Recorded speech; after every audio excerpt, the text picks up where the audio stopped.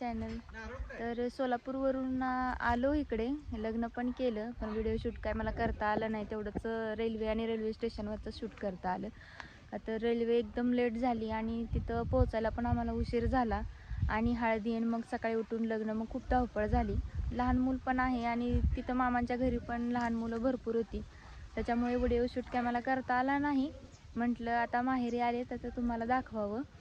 तर माझं माहेर मंगळवेढा आहे, पण आमच्या वडिलांची शेती ही खोमनाळ म्हणून खेडेगाव आहे, त्याच्यामध्ये आहे. तर चला तर मग मी तुम्हाला पूर्ण आमची शेती दाखवते. तर असा रोड जातो आणि इकडे एक शाळा आहे 10वीपर्यंतची. आणि इथे बघा, हे आमचं शेतातलं घर आहे. वडिलांनी पूर्ण घराच्या कडेने असे मस्त असे झाडं नारळाची वगैरे लावलेली आहेत. काही सीताफळाचे आहेत, रामफळ आहे, फुलांची झाडं आहेत. तर इथून असा एंट्री पॉइंट आहे. इथून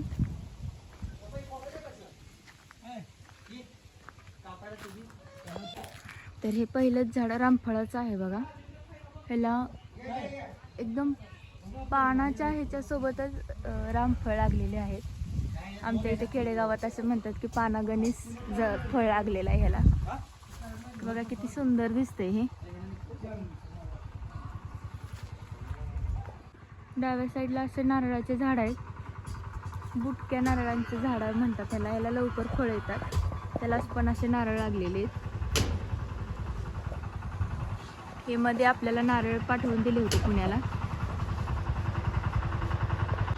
एंट्री पॉईंट तर तुम्ही बघितला. तर आता तुम्हाला मी आतून घर दाखवते. पप्पाने आमच्या रिटायरमेंट झाल्यानंतर हे घर बांधलेलं आहे शेतामध्ये.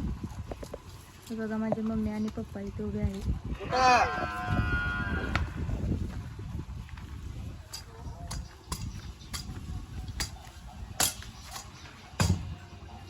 इथे असं बसायला केलेलं आहे.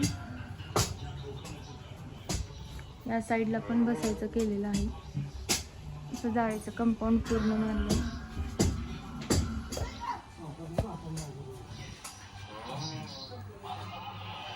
ही अशी एक रूम काढलेली आहे मस्त.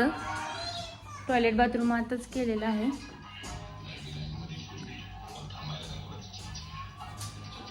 अशी रूम केलेली आहे. आता शेतातल्या घरात सगळे शेताचे कामाचे अवजारे वगैरे, खत वगैरे सगळं आहे. त्याच्यामुळे इथं थोडंसं आणि मंगळवेड्याच्या घरातलं थोडंसं जुनं सामान या घरात आम्ही आणून ठेवलेलं आहे. बघा इथं कसा दगड खेळतोय लगेच.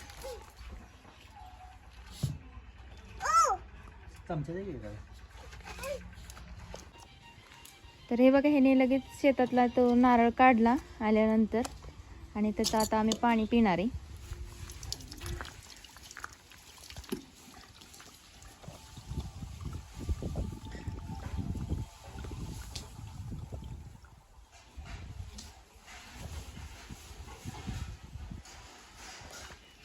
बघा भरपूर निघालं पाणी.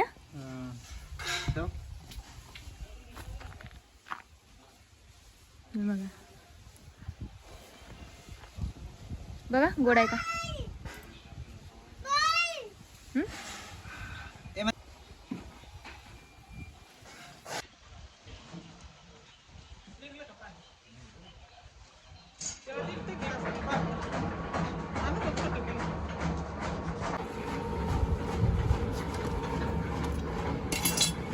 मलाई पण भरपूर आहे की.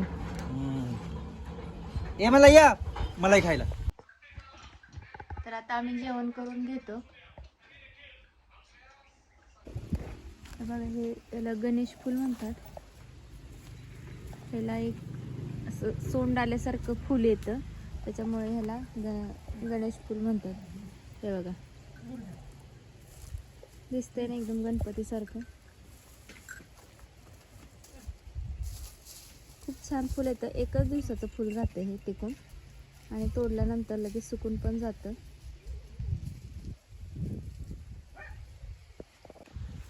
कारल्याचा वेल असा चढवलेला आहे. आतून घरात जी तार दिसते आणि हे पाठीमागं म्हशीला गोठा केला होता, त्याच्यावरती ही कारल्याची वेल चढवलेली आहे.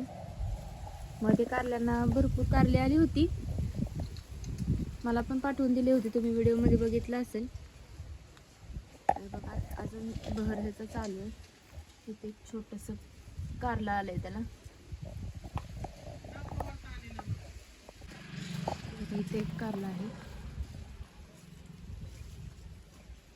आणि या झाडाला कुठली पण आपण फवारणी केलेली नाहीये, बिना फवारणीचं आहे हे पूर्ण कारलंचा वेल, सेंद्रिय. म्हशी आता पलीकडे बांधलेत जरा बाहेर आणि चाललो.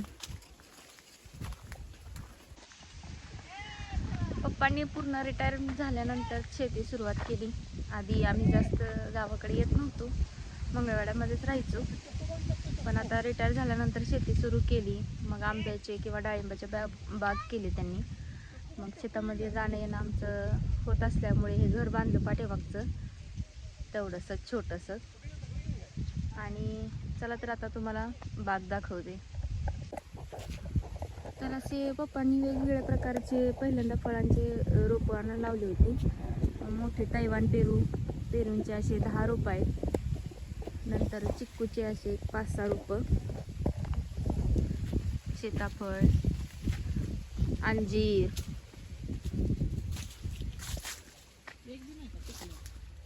असे आहेत. हे बघा पेरू.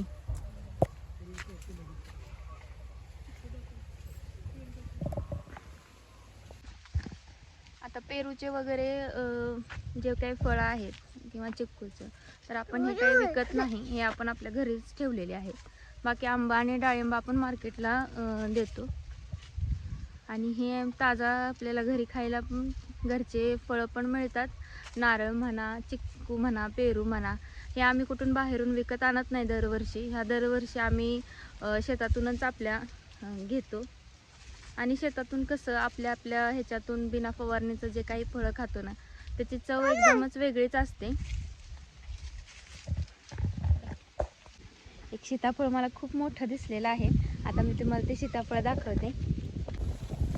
हे बघा किती मोठं आहे सीताफळ आणि एकदम बुडालाच लागलेलं आहे ते.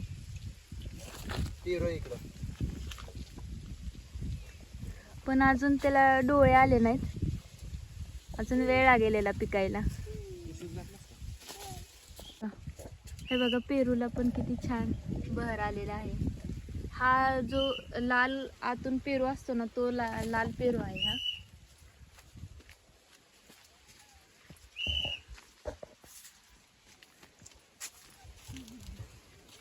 ही पण लालच आहे का? हा पण लालच आहे.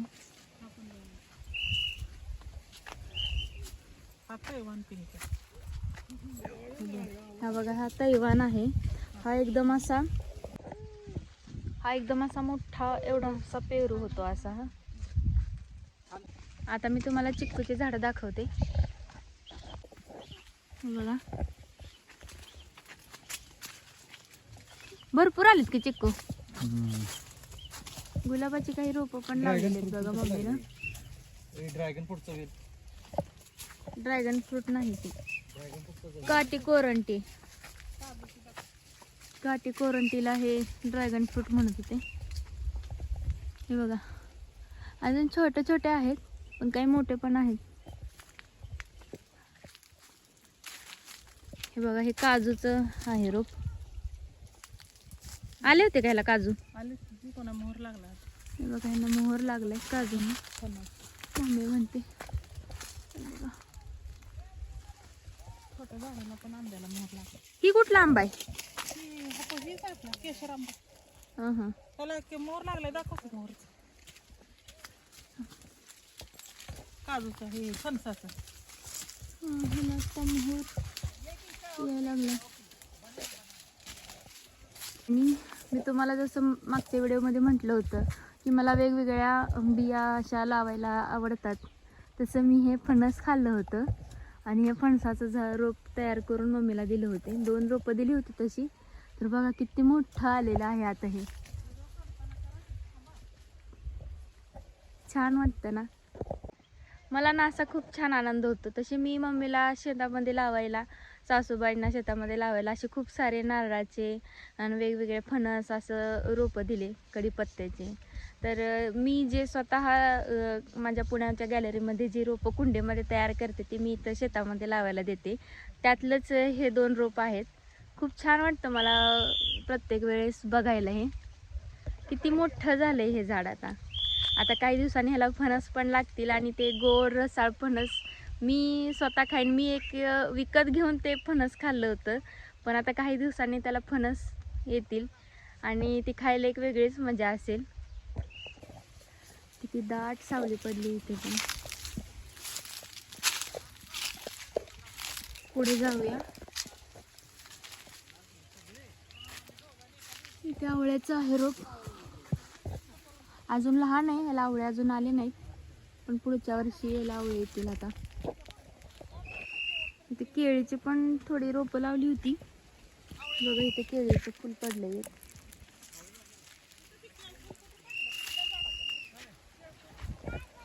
हे बघा केळीची रोपं. मला मम्मीने पुण्याला केळी पण पाठवली होती, एक अशी पूर्ण वेणी इथं आलेली आहे. तुम्हाला दाखवते तिचं.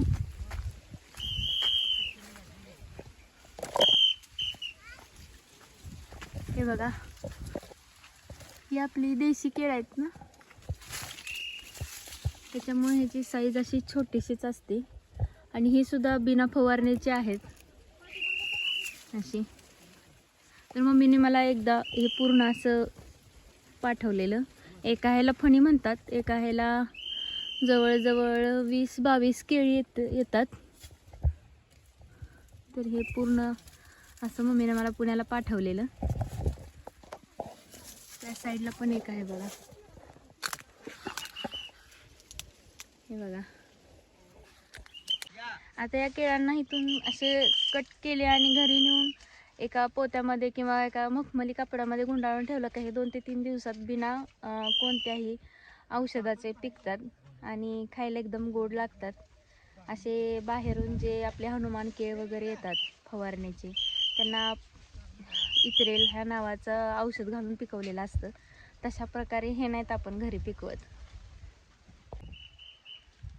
तर चला आता पूर्ण आत जाऊयात. मी वॉटर बॅग घेतलेली आहे, ही माझी लहानपणीची शाळेची बॉटल आहे. व्हिडिओ जास्त मोठा असल्याने 2 पार्टमध्ये केला आहे. याचा पार्ट 2 लवकरच येईल. तोपर्यंत हा व्हिडिओ आवडला असेल तर व्हिडिओला लाईक, शेअर आणि कमेंट नक्कीच करा आणि चॅनलला सबस्क्राईब करायला विसरू नका. भेटूया नवीन व्हिडिओमध्ये. तोपर्यंत बाय बाय.